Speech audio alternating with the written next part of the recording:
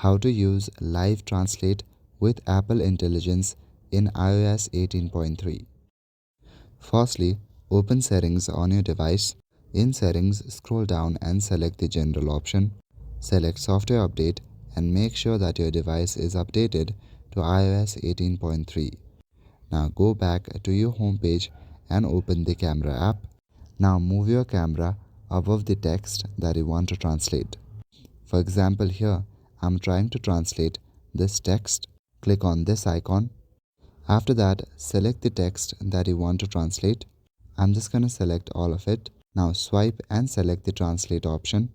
In the bottom, you will see the translated version. This is translated to Japanese. However, I can change the language.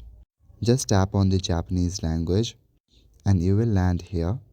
Now you can download other languages also.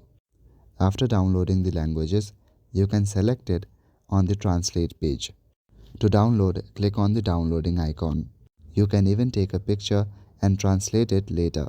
That's all for today. Thank you.